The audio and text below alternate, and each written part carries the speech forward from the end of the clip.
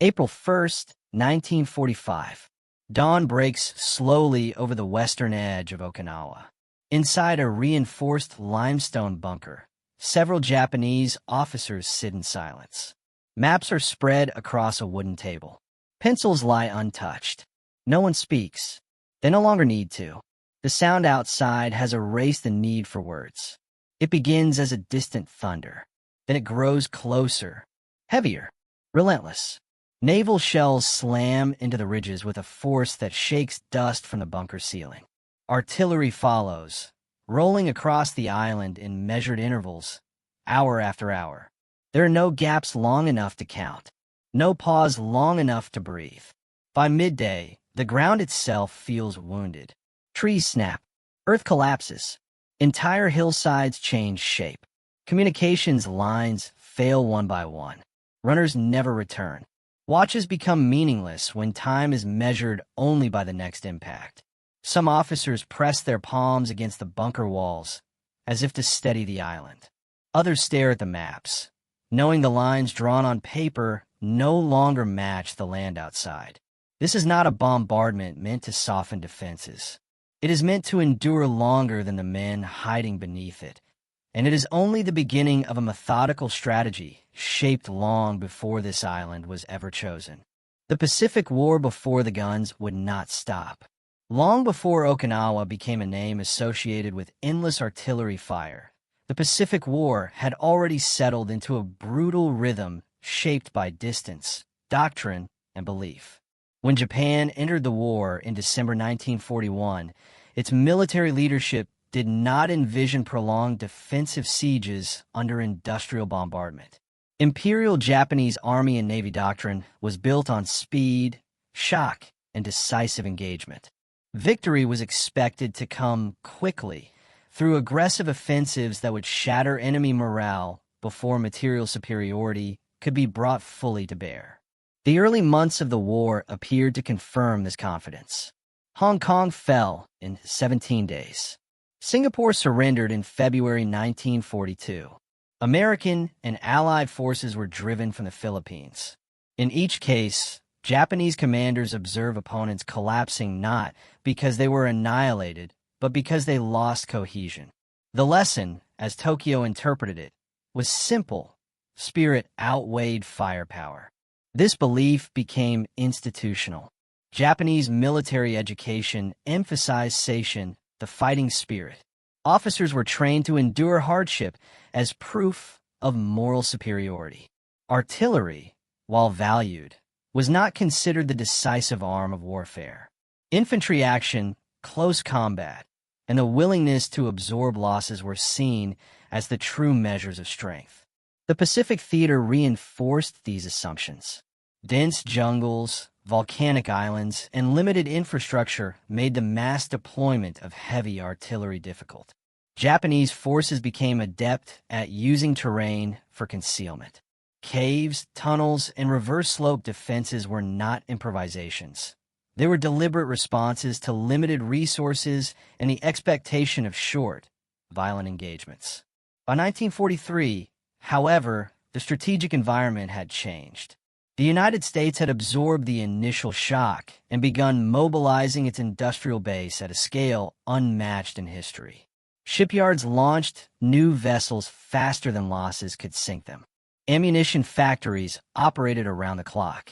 What had once been scarcity became surplus. Yet many Japanese commanders did not fully grasp the implications.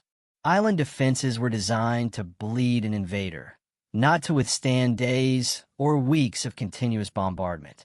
Bunkers were reinforced against direct hits, but not against geological transformation.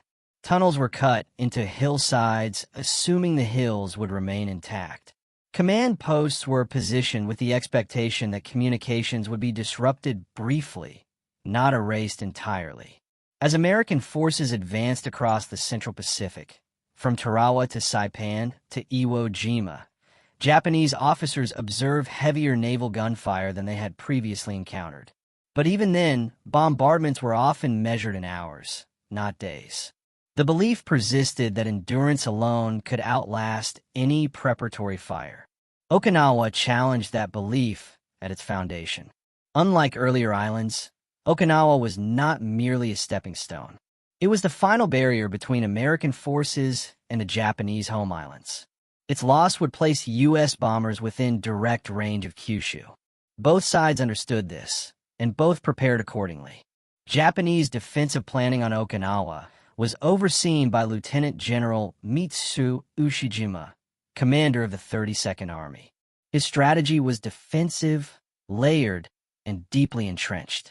Rather than contest the beaches, Japanese forces withdrew into the southern ridges, turning the island's limestone spine into a fortress. What Ushijima and his officers expected was a costly ground battle, a grinding fight that would exhaust American troops and force political reconsideration. What they did not fully anticipate was the scale and duration of artillery fire that would precede and accompany every movement. Because by 1945, American warfare had evolved into something fundamentally different, a system where time, steel, and coordination could be applied without restraint. And it was that system, refined through years of conflict and fueled by unmatched industrial power, that was about to transform Okinawa into an unbroken storm of fire. America's artillery doctrine and the machinery behind it. By the time American forces approached Okinawa in the spring of 1945, artillery was no longer just a supporting arm of the battlefield. It had become a system, methodical, coordinated, and sustained by an industrial engine designed to remove limits. This transformation had begun years earlier, far from the Pacific Islands. Before the war, the United States Army invested heavily in artillery doctrine, emphasizing precision, communication, and centralized control. The lesson drawn from World War I was not simply that artillery mattered, but that it mattered most when it was continuous. Firepower was not meant to shock once and then pause. It was meant to shape the battlefield hour by hour. American artillery units trained extensively in fire direction, forward observation, and inter-unit coordination. By 1944, U.S. divisions could call in mass fires from multiple battalions within minutes. Naval gunfire was integrated into this system, guided by spotters ashore and aircraft overhead. Targets were adjusted in real time, corrected shot by shot. What made this doctrine decisive was not just technique, but supply. American industrial production during the war reached levels no adversary could match. By 1945, the United States was producing millions of artillery shells each month. Ammunition shortages, a constant concern for most armies, ceased to be a limiting factor. If a target required bombardment for hours, it was bombarded for hours. If it required days, days were available. The Pacific Fleet reflected this reality. Battleships and cruisers carried magazines packed with high-explosive shells designed for shore bombardment. These were not symbolic displays of power. Each salvo was calculated, mapped, and recorded. Fire plans were prepared days in advance and adjusted continuously as intelligence updated. On Okinawa, the preparatory bombardment began even before the main landings. For nearly a week prior to April 1st, American naval guns pounded suspected defensive positions across the island. Aircraft followed, striking transportation routes, caves, and supply depots. The goal was not annihilation, but erosion, to strip the land of its ability to shelter organized resistance. Once ground forces were ashore, artillery density increased further. U.S. Army and Marine units brought with them hundreds of guns, 105mm howitzers, 155mm guns, and heavier pieces positioned to cover every axis of advance. These weapons fired not in isolation, but in coordination, creating overlapping fields of destruction. Japanese officers accustomed to intermittent bombardments now faced something unfamiliar: predictability in its relentlessness. Fires began at dawn. They continued through the afternoon. They resumed at night. Relief never came with darkness. The guns did not tire. Crews rotated. Barrels were replaced. Ammunition trucks moved continuously. Perhaps most unsettling was the precision. American forward observers operated from exposed positions, sometimes within sight of Japanese defenses. Aircraft circled overhead, relaying corrections. A single muzzle flash could draw dozens of shells within minutes. A newly repaired trench could be erased before it was fully occupied. Japanese communications doctrine, reliant on landlines and runners, struggled to survive under this pressure. Lines were cut repeatedly. Messengers were killed en route. Commanders lost the ability to coordinate counterattacks or even confirm the status of adjacent units. This was not accidental. American fire plans specifically targeted command and control nodes. Known headquarters positions were subjected to sustained bombardment, forcing commanders to relocate deeper underground, further isolating them from the fight. 4 Japanese officers trained to lead from the front and inspire by presence. This created a psychological fracture. Leadership became survival. Decision-making slowed. Initiative narrowed to the scale of individual bunkers and cave complexes. What unfolded on Okinawa was not simply an application of firepower. It was the culmination of a doctrine that viewed time itself as a weapon, a belief that continuous pressure, applied without pause, would achieve what shock alone could not. And as the guns continued day after day, that belief began to prove devastatingly accurate. From this foundation of doctrine and industrial capacity emerged a battlefield experience unlike anything Japanese officers had faced before, one that must be examined from multiple angles to understand its full impact. The first and most immediate angle of days-long artillery fire was human, not in terms of casualties alone, but endurance. Japanese officers on Okinawa were trained to withstand hardship. Hunger, exhaustion, and fear were considered tests of character. But artillery introduced a different kind of strain. It did not challenge courage in moments. It wore it down continuously. Inside bunkers and caves, officers slept in fragments measured by the gaps between explosions. Sleep deprivation became universal. Men forgot dates. Orders were misremembered or misunderstood. Some commanders reported difficulty concentrating even on simple map readings. The body adapted to noise, but the mind did not.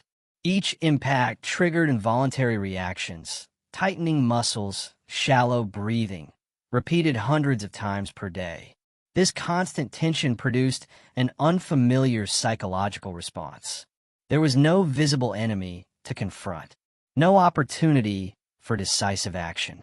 The artillery did not charge. It did not retreat. It simply existed, omnipresent and impersonal. For officers whose authority depended on composure, this was destabilizing. Subordinates watched their commanders age in days. Faces hollowed. Hands shook while writing reports. The unspoken fear was not death, but erosion. The slow realization that control was slipping. The second angle was environmental, and it compounded the human cost. Okinawa's southern ridges were chosen precisely because they offered natural protection. Limestone formations allowed extensive tunneling. Reverse slopes shielded positions from direct fire.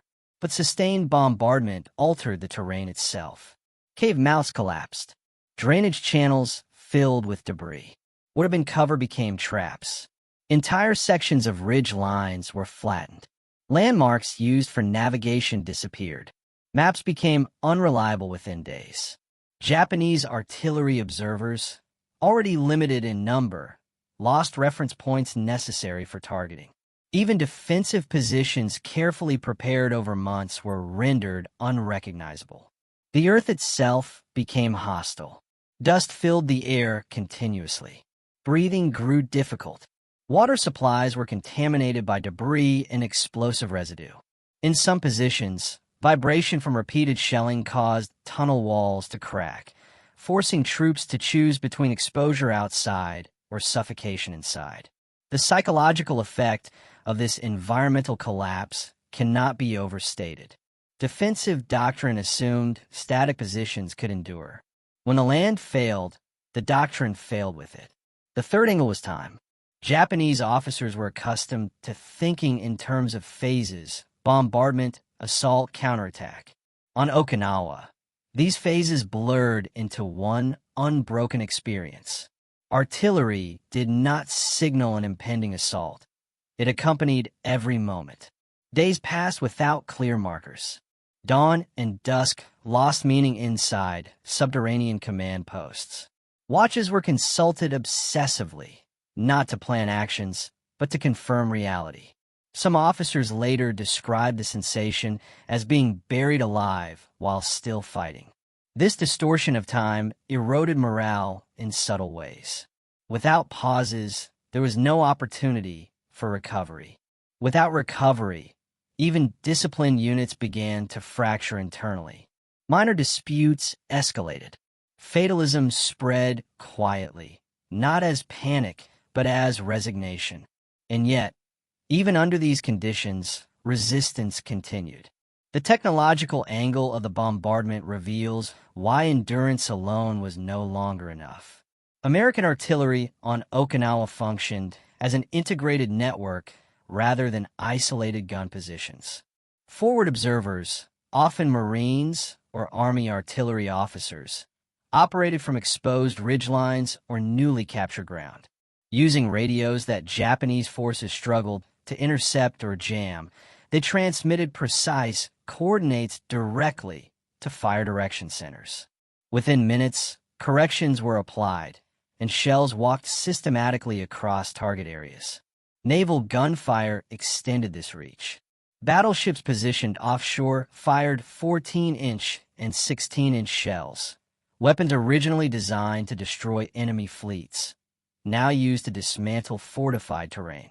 These shells penetrated deep before detonating, collapsing tunnels and pulverizing bunkers thought to be secure. Japanese officers who survived these strikes often described the sensation as the island breaking apart beneath them. Technology also influenced morale. American artillery could afford a miss. Japanese artillery could not. With limited ammunition and aging barrels, Japanese gunners fired sparingly, preserving shells for moments of perceived opportunity. Each American barrage reinforced the imbalance. The message was implicit but unmistakable. This fire would not run out. Leadership formed the next critical angle. Lieutenant General Ushijima and his senior officers attempted to adapt. Orders were issued emphasizing patience, concealment, and localized counterattacks. But leadership under continuous bombardment became reactive rather than directive. Decisions were delayed by lost communications. Initiative devolved to lower-level commanders, many of whom were isolated for days at a time. This fragmentation strained traditional command culture.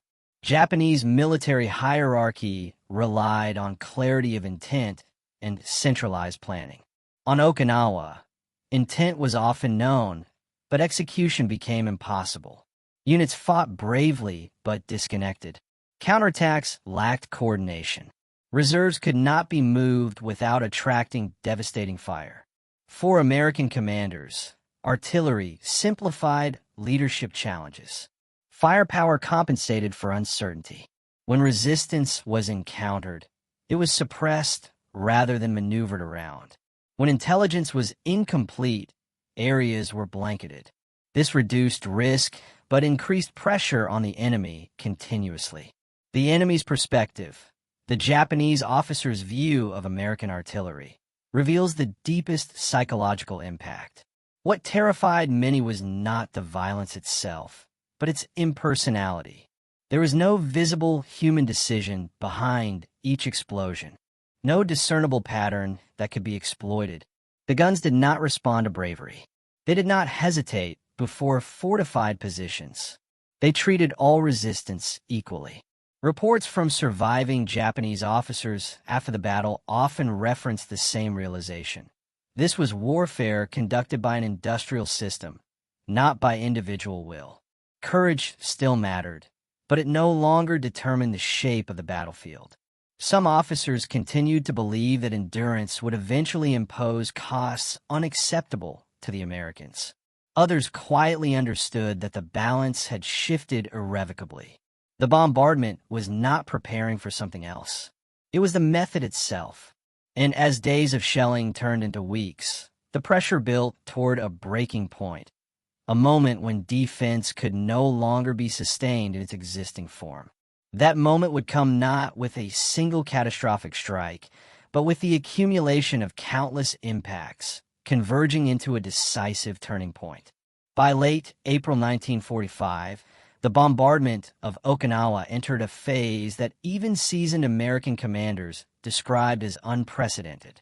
The front line had stabilized along the Shuri Line, a complex system of ridges, caves, and fortified positions stretching across southern Okinawa.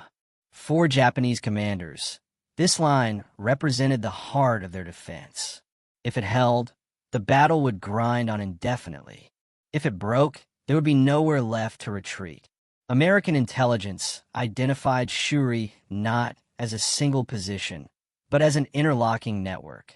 The response was equally layered. Beginning in mid-April, U.S. artillery and naval gunfire intensified beyond earlier levels. Entire days were scheduled around fire missions. From before sunrise until well after dark, guns fired according to rotating plans. Some batteries focused on known cave systems. Others saturated suspected reserve areas. Naval guns targeted reverse slopes previously thought unreachable. On April 19th, one of the heaviest single-day bombardments of the Pacific War was unleashed. More than 300 American guns, Army, Marine, and Naval, fired tens of thousands of shells across a narrow front. Battleships offshore joined in, their salvos timed with ground artillery to maintain uninterrupted pressure. Observers adjusted fire continuously, shifting targets as resistance was detected. Inside Japanese command bunkers, officers struggled to maintain coherence. Telephone lines were severed repeatedly. Radio traffic became chaotic. Maps were updated faster than they could be interpreted. Some headquarters were forced to relocate multiple times in a single day as entrances collapsed or ventilation failed. This was the moment many Japanese officers realized the bombardment was not a prelude. It was the battle. The physical effects were devastating. Cave complexes that had survived earlier attacks were crushed by repeated concussive shocks. Even when shells did not penetrate, the pressure waves collapsed internal chambers. Entrances sealed shut, entombing defenders. Attempts to dig out survivors were abandoned under continued fire. Psychologically, the effect was cumulative and irreversible. Officers accustomed to planning counterattacks found themselves issuing orders simply to survive the next hour. Reserves were committed piecemeal, not because the moment was right, but because positions ceased to exist. Units reported being combat ineffective without having engaged in direct firefights. American forces advanced cautiously, often finding positions already neutralized by fire. Resistance, when encountered, was fierce but localized. The broader defensive system had begun to fracture. Japanese doctrine had anticipated heavy losses. It had not anticipated obliteration of command cohesion. When artillery eliminated not just soldiers but the ability to coordinate them, the defense entered a new and dangerous phase. As April gave way to May, rain began to fall, turning shattered terrain into mud and magnifying the misery on both sides. But for Japanese officers underground, the rain brought no relief. The guns continued. The ground continued to shake. And with each passing day, the realization deepened that the Shuri Line and the strategy built around it was approaching a point of no return. That realization would soon force decisions that altered the course of the battle entirely. In early May 1945, the Shuri Line no longer functioned as a coherent defensive system. It existed in fragments, isolated strong points surrounded by wreckage, connected only by memory and intention. The artillery had done what infiltration and assault alone could not. It had severed the invisible threads that held the defense together. Japanese officers reported increasing difficulty issuing orders beyond their immediate surroundings. Battalion headquarters lost contact with companies. Regimental commanders received reports hours late or not at all. Decisions were made in darkness, based on assumptions rather than intelligence. On May 11th, American forces launched a coordinated push against key positions anchoring the Shuri defenses. Artillery and naval gunfire preceded every movement, rolling forward in measured patterns. When Japanese troops attempted counterattacks, they were detected quickly and suppressed with concentrated fire. This marked a psychological turning point. For the first time, Japanese commanders openly acknowledged, in internal reports, that sustained artillery fire was the primary cause of unit disintegration. Not infantry assaults, not armor advances, the guns. Lieutenant General Ushijima faced an impossible choice. Holding Shuri meant continued exposure to relentless bombardment with diminishing returns. Withdrawing meant abandoning carefully prepared positions and conceding the strategic center of the island. On May 21st, after days of deliberation and under intensifying fire, Ushijima ordered a general withdrawal from the Shuri line to secondary positions farther south. The decision came too late to be executed cleanly. Movement itself became lethal. Artillery observers identified troop concentrations as they attempted to relocate. Roads, already cratered, became choke points. Entire units were caught in the open and destroyed before reaching new defenses. Officers who had survived weeks underground were killed while moving above ground for the first time in days. The retreat confirmed what the bombardment had been demonstrating all along. Artillery dominance denied the enemy not just positions, but options. By the end of May, Japanese resistance on Okinawa had devolved into isolated pockets. Command structure existed mostly in name. Supplies were exhausted. Medical facilities were overwhelmed or destroyed. Yet orders to resist to the end remained. For American commanders, the shift was evident. Organized resistance gave way to clearance operations. Artillery still fired daily, but now in support of systematic advances rather than desperate containment. For Japanese officers, the fear was no longer abstract. It was experiential. They had witnessed days-long bombardment dismantle not only terrain and troops, but doctrine itself. What remained was endurance stripped of purpose, a final phase defined not by strategy, but by consequence.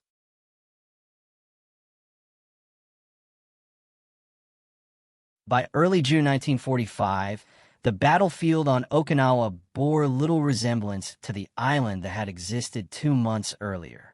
The southern third of Okinawa was a scarred expanse of shattered ridges, collapsed caves, and mud-choked valleys. Artillery had not merely supported the advance. It had reshaped the land into a series of overlapping kill zones. In many areas, there were no intact defensive positions left to occupy. For Japanese forces, the immediate consequences were catastrophic. Casualty figures reflected not just combat deaths, but the cumulative toll of bombardment.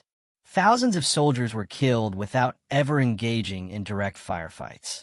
Others were buried alive in collapsed tunnels. Medical units, already limited in capacity, were overwhelmed early.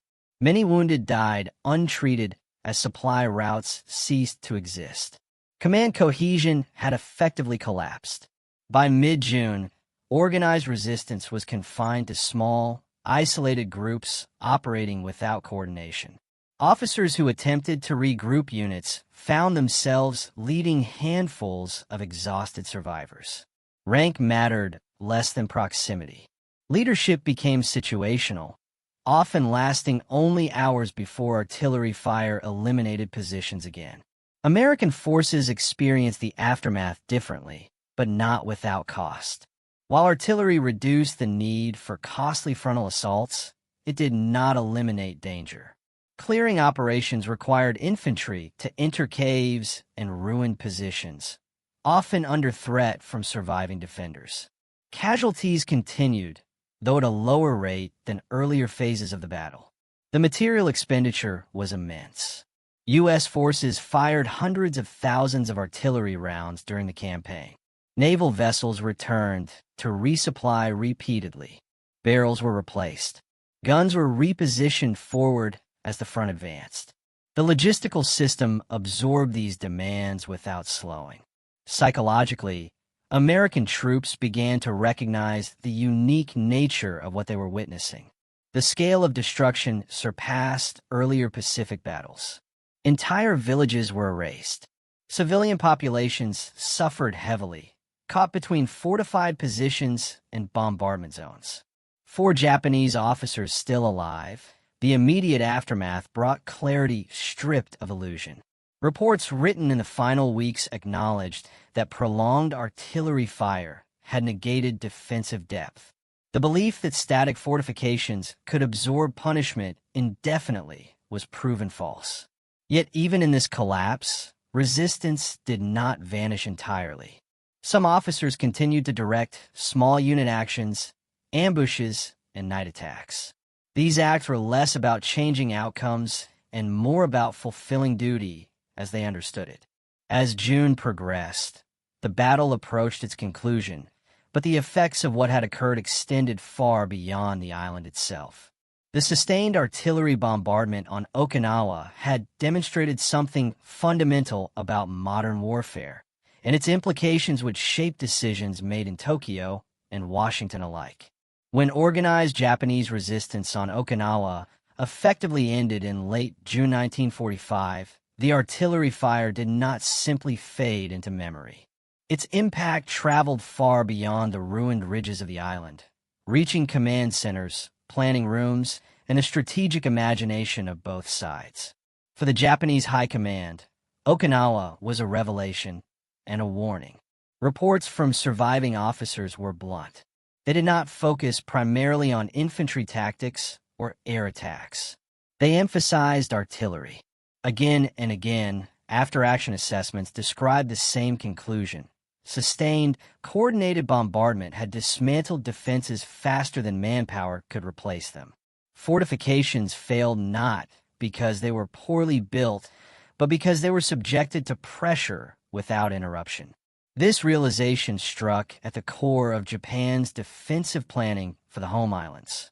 The strategy known as Ketsugo, the plan to resist an Allied invasion of Japan itself, relied heavily on prepared positions, concealed reserves, and the expectation that American forces would suffer unacceptable losses during landings.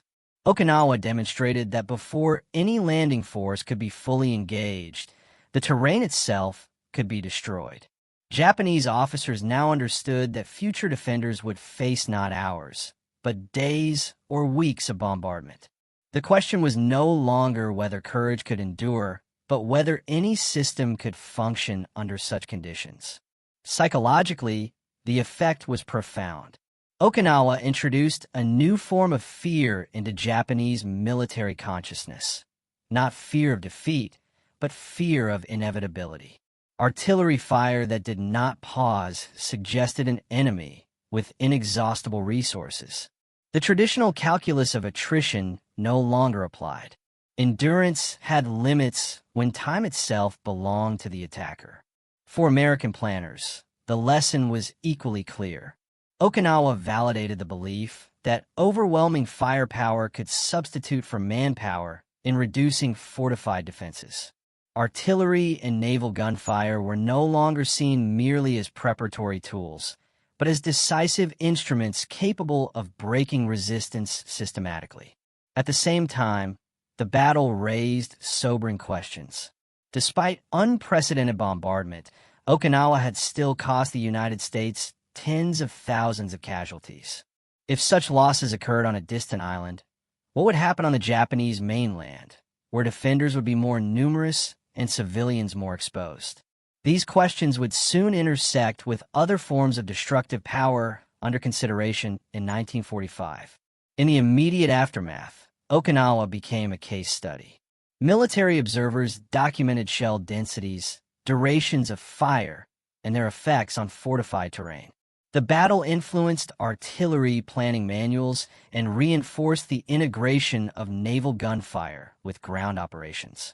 But perhaps the most enduring consequence was conceptual. Okinawa proved that modern war could be conducted not as a series of clashes, but as a continuous application of force, measured, sustained, and impersonal. For those who experienced it, especially Japanese officers who endured days underground while the world above was dismantled, this realization carried a weight heavier than any single explosion. As the guns finally fell silent on Okinawa, they left behind more than ruins. They left a lesson about the future of warfare, one that would echo long after the war itself ended. The artillery fire on Okinawa did not announce itself as a revolution in warfare.